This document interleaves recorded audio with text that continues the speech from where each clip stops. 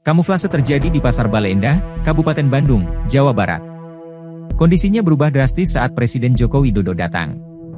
Jalan yang biasanya rusak dan becek mendadak mulus. Namun, memang hanya jalur yang akan dilintasi Presiden Jokowi saja yang diaspal. Sebagian besar lintasan di Pasar Bale Endah lainnya hanya dilapisi batu kerikil. Tumi, 64 tahun, seorang pedagang sembako di Pasar Bale Endah mengatakan, jalur yang akan dilintasi Jokowi sudah diaspal sejak Sabtu, 4 Maret 2023. Sejak kemarin malam sudah diaspal, sebagian juga ada yang ditutupi batu kerikil, katanya saat ditemui di lokasi. Bagi pedagang, kedatangan Jokowi sangat ditunggu karena membawa hikmah tersendiri. Begitu juga jelang kedatangan Ibu Negara Iriana Widodo, jalanan bypass yang tidak rata diperbaiki hingga mulus di Jalan Bypass Soekarno-Hatta, Bandar Lampung, Selasa 7 Maret 2023. Pantauan radarlampung.co.id, terlihat dua alat berat sedang menghaluskan dan meratakan aspal jalanan yang tadinya bergelombang. Seorang pekerja mengatakan hal ini dilakukan untuk menyambut kedatangan Ibu Negara Iriana Joko Widodo. Melihat ini, seorang pengemudi ojek online Rudi langsung berceletuk supaya Ibu Negara sering-sering mengunjungi Lampung. Pantes rame, mudah-mudahan sering Ibu berkunjung biar semuanya jalannya dihalusin, pungkasnya.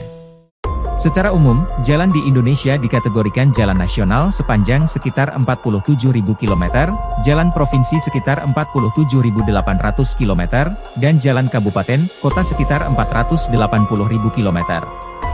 Jalan nasional dianggarkan melalui APBN, sedangkan jalan provinsi dan jalan kabupaten, kota melalui APBD dan dana alokasi khusus, DAK.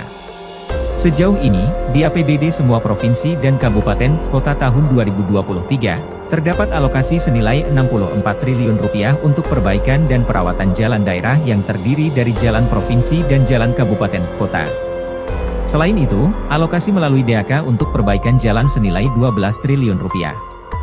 Namun, menurut Menteri Perencanaan Pembangunan Nasional Suharso Mono Arfa, jalan daerah yang dinilai dalam kondisi baik hanya 42% dari sekitar 480.000 km.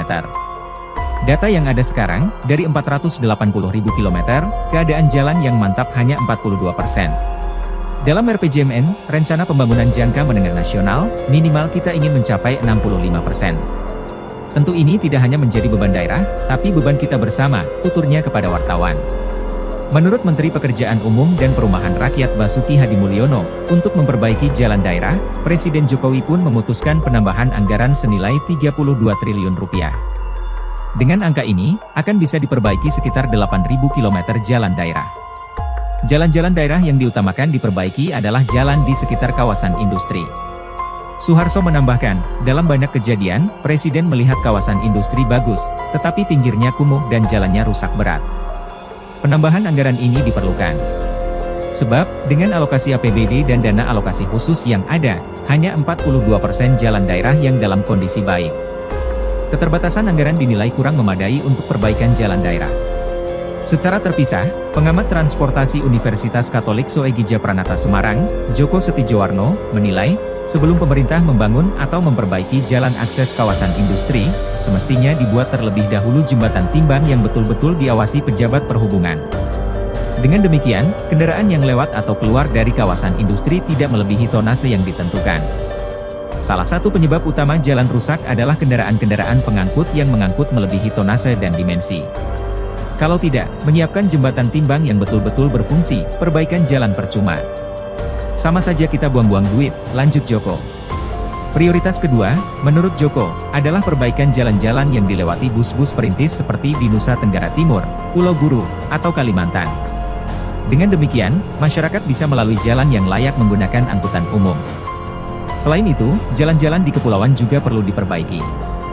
Ini akan menunjukkan negara hadir di wilayah kepulauan Indonesia.